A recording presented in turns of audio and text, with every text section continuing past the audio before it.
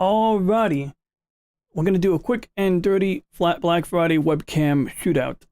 And to do that, I'm just gonna go over some of my quick research. And so let's get right to it.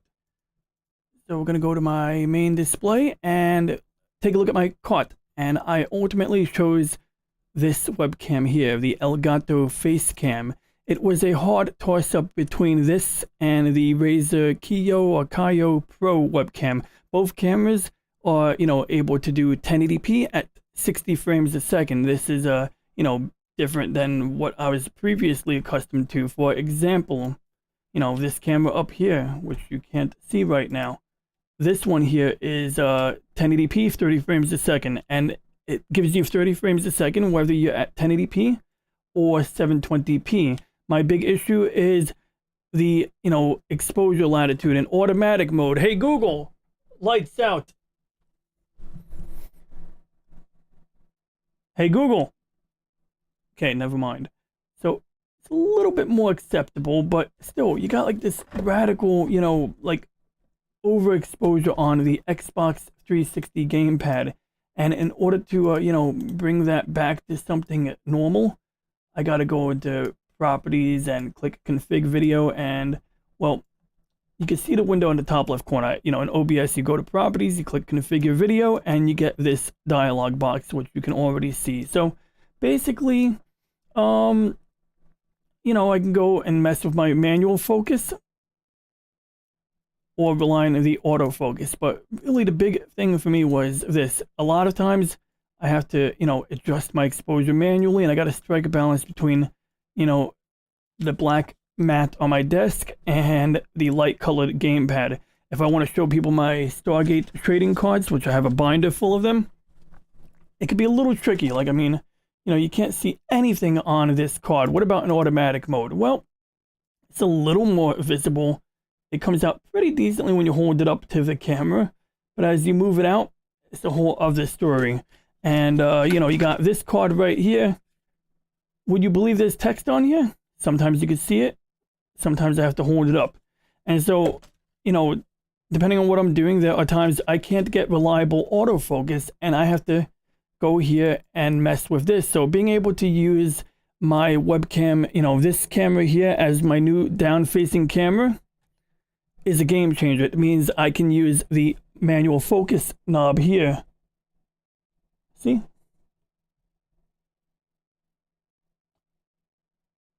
Hope I didn't ruin the focus, but you get the idea. So there's that. Now, the main reason I'm even in the market for a new webcam is chroma key. So if we just crank that out and get rid of that and that, you look over here, you see this fuzziness. The minute I make a shadow, it gets worse. You can see more of this blending thing going on here. So that's kind of annoying. And granted, I have a little green paint over here, so I expect that to, be keyed out. But everything else here, I prefer not to.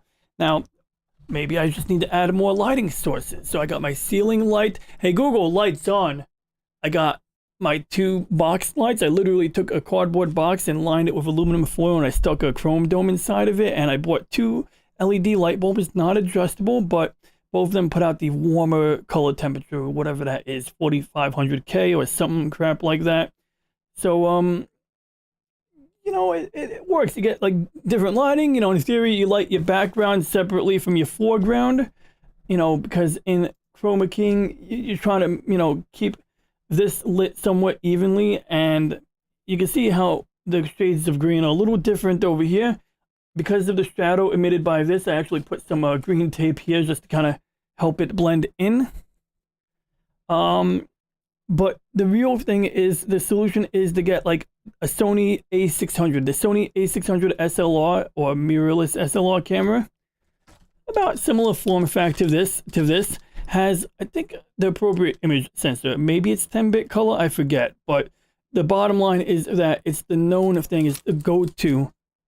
It is the go-to webcam. My Google, shut up Google. Anyway, it is the known go-to, for streaming. But do I want to get a $400 webcam? Does anybody want to get a $400 webcam? Generally not. If I was in the market for a good SLR, maybe.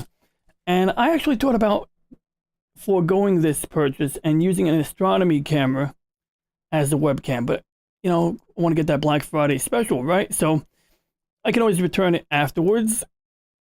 And the main thing that bothered me about the Razer Kiyo was in some of the reviews, people said it would skip. And in one of the video reviews, that's what was happening. This thing would like actually do this like choppy motion thing where the guy would move and it go, and it was intermittent.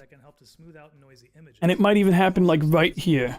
Kind of equates to image quality. Like we said in the intro, we did put it right up against the Razer Kiyo. While the Elgato Facecam worked flawlessly the whole time. There he is. See, he froze up right there. So that happens like 4 times, I think, in a row. The Razer Kiyo had some glitches where the camera. So that bothers me. I can't have that, you know?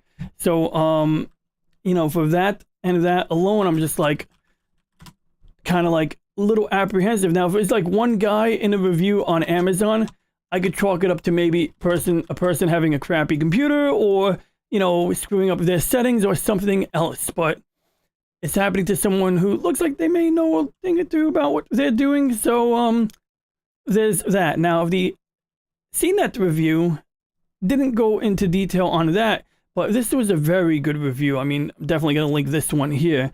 So the young lady at CNET, she goes over the specifications, all of them at 1080p at 60 frames a second of the differences. She goes over the software that's bundled with each one. And from what I can figure, the main thing that was different was that the Razer software, you couldn't adjust the settings in it at the same time you were using the camera in OBS, and it had a very tiny preview box. So you had to put it in side-by-side mode so that this preview here was large enough to be able to see it. And I'm sure that there's other ways to do it. But my concern was I'm not sure if I could change these settings in the Razer software while doing a live stream. However, you could open up the advanced properties dialog, which is probably sufficient. You know, you could totally open up the video processing amp or whatever. But that was a minor concern. I didn't see the video skipping in here, but it was pointed out that the autofocus on this camera is very, very aggressive. And so you're better off basically, you know, putting in manual focus and using a fixed focus. An interesting side note, if you run it at 1080p at 30 frames a second, you can enable HDR, high dynamic range. So that might be of interest to some people. By default, image was a little sharper than the Elgato. The Logitech, according to this lady, had a better out-of-box experience, and I wouldn't be surprised by that. They've been in the game of, you know, user interface, user experience stuff for a while. And this was the real important part. These are the different cameras. We've got the Razer Kiyo right here in the green box. We've got right next to it the Elgato Facecam in the blue box, and then in the purple cam down here for these two, but right here, if I'm in the purple box, is the Logitech Streamcam. So these are all 3 of them side by side, but they all look decent, and that's what matters. You want something that you can use to stream all of your games and your content that puts your face in the best light possible. That's what you want in a camera. So I'm just gonna look at all 3 of these. I don't even know which camera to focus on. I think if I had to rank them, I would say I think the Elgato Facecam is up there once you go in and adjust the settings. It's definitely the best of the bunch. The Streamcam is really good right out of the box. I think the automatic settings, if you just want to plug and play 60 FPS camera, pick up the Logi Streamcam and go with that.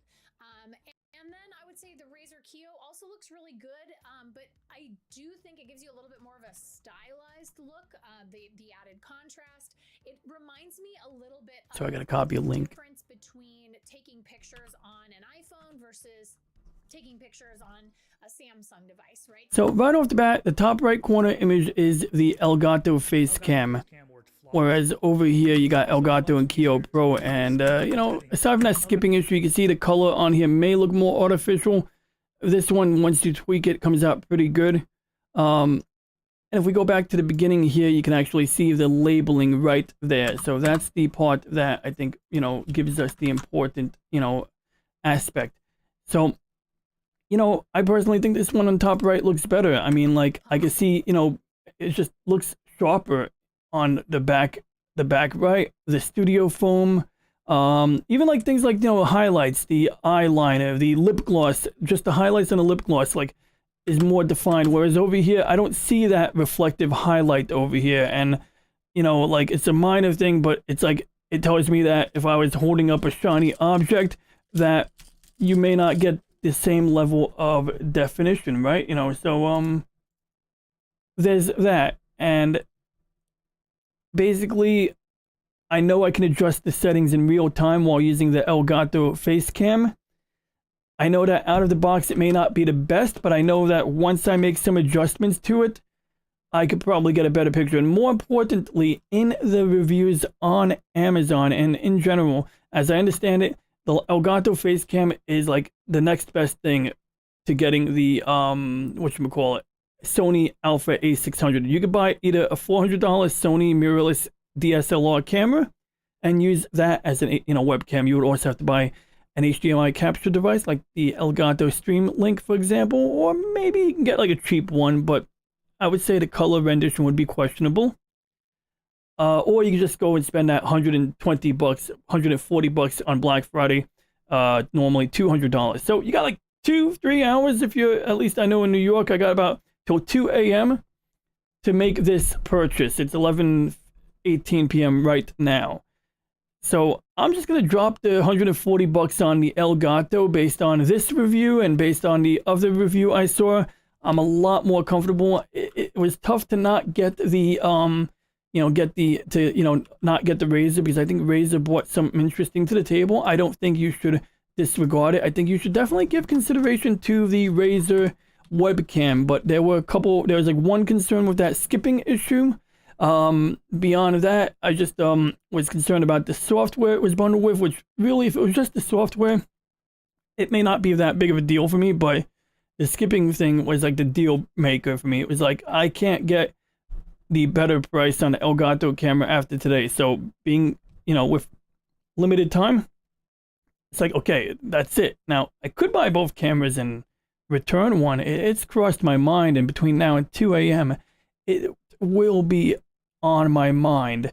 But bottom line, I really like this, and it's the only webcam that Elgato is currently offering. I mean, this is the first time I heard about it. I saw an advertisement, but it looks good. I mean, and if it can deliver on getting good chroma keying, then, it's the dream made in heaven, or whatever you call it. It's the deal breaker, deal maker. Yeah, quite satisfied.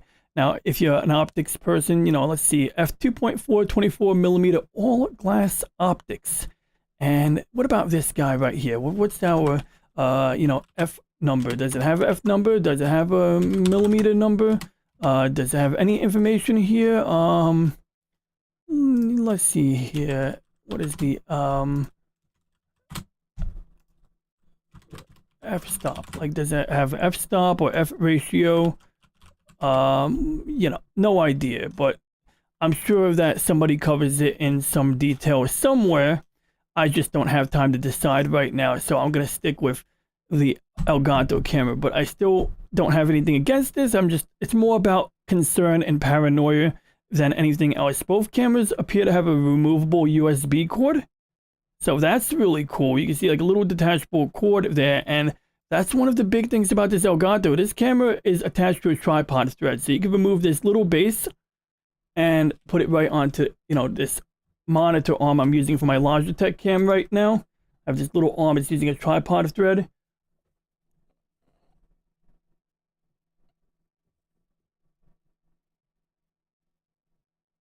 Okay, anyway, I digress. So, there's that. If I have a normal tripod, I can stick it on a normal tripod. Or I could just use this existing base and attach it to my monitor, as I plan on doing, just like the young man in this photograph right here. From there, I could take my current webcam, stick it over here, and now I have 260 frame per second 1080p cameras where I can do manual focus.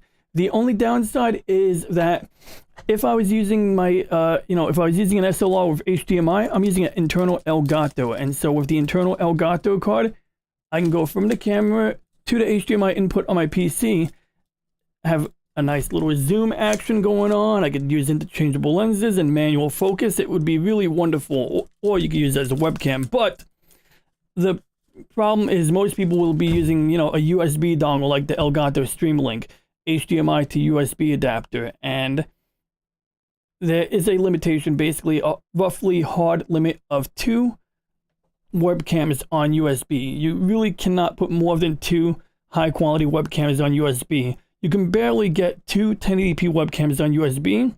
I don't even know if you could do 2 1080p webcams at 60 frames a second, but I do know that if you have 2 1080p webcams on USB, it is damn near impossible to get a third webcam on, especially anything at 720p or higher. You basically have to have your third webcam set to like 480p if you're lucky, and it might work. But USB does have that bandwidth constraint.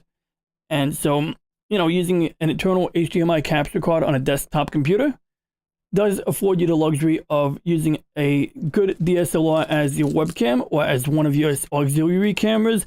And so if you have a situation where you need to have more than 2 webcams attached simultaneously, it is worth considering that, going that route. But really, most people don't even need more than 1 webcam. I only need 2 because I want people to see me holding a gamepad, you know, if I'm doing fancy finger work. Plus, I have an ultra widescreen 21:9 aspect ratio monitor. That's why when I switch to certain display modes, it looks obscenely wide. And let me see if I can demonstrate that.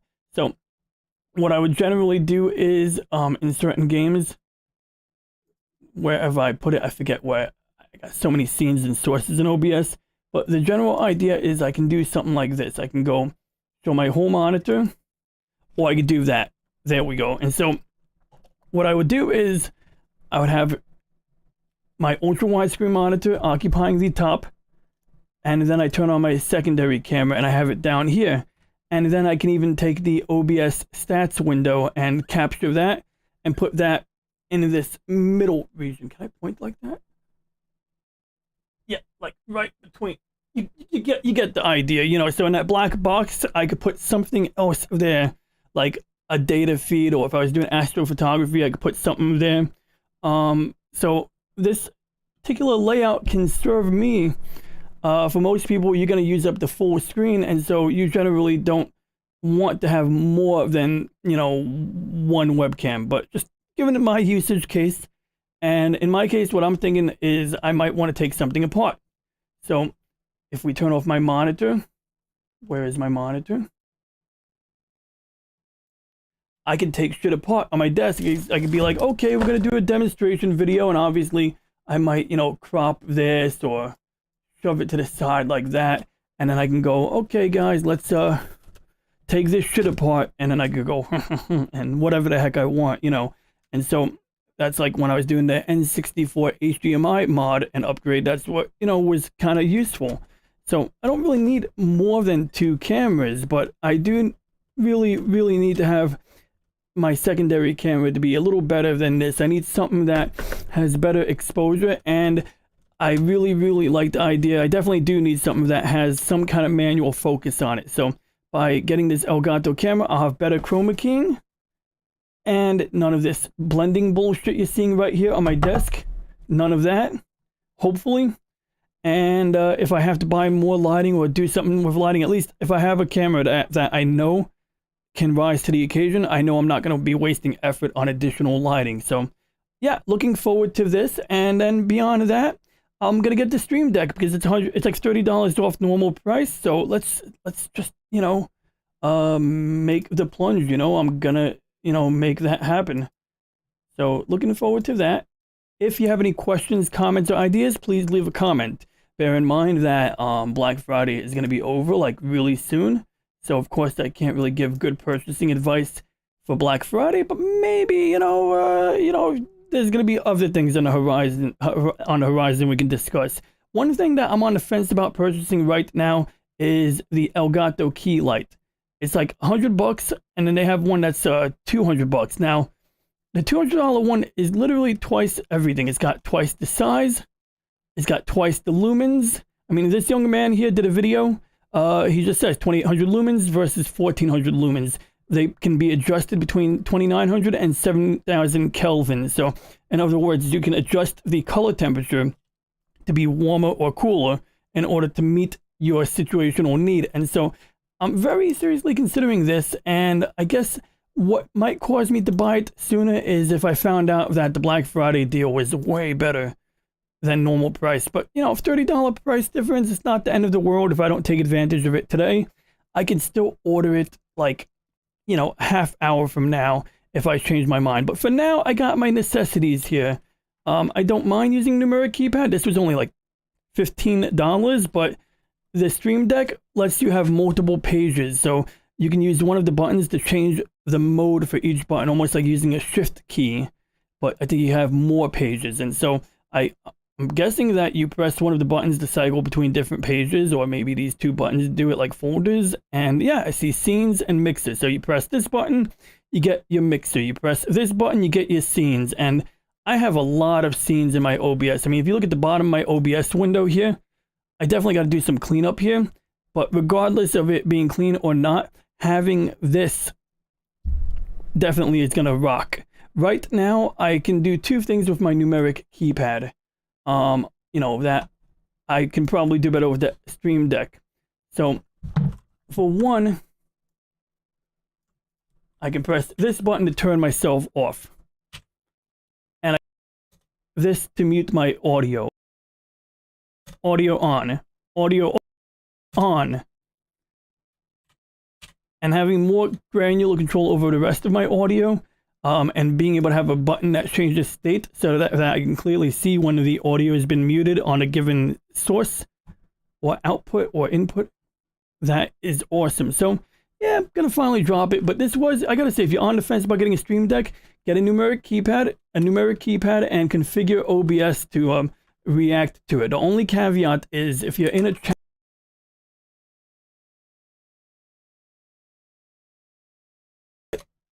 as I was saying, the only caveat is if you're in a notepad file or a chat room, every time I press the number 0 to mute my audio, it types number 0. It types in number 0 every time I press mute or unmute.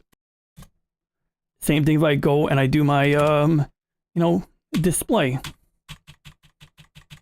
So having an Elgato Stream Deck, you know, allows, if that, can you get third-party software to do what this does? Yes, but you know, how many macro boards are you going to hook up externally? You're going to have to print out labels and put them on each one. Is that cheaper? Maybe. Is it more time consuming? Probably. And frankly, I found this third-party software to be has a bit of a learning curve. So, you know, I'd say cut the BS. I'm going to get a Stream Deck, but the more important purchase for sure was getting this, you know, Streamcam right here. That was like the big deal, you know, for me because of this, you know, need to have better chroma keying. I can crop out the window or I could put a curtain over here, but regardless, it's going to be an uphill battle with lighting with my current camera. Anything that can, you know, a better camera that can help in that endeavor is a welcome change for my streaming setup. So that is the plan, but we shall now end this stream. So I thank you for watching. Please like and subscribe. If you have any questions, comments, or ideas, please leave a comment. And for now,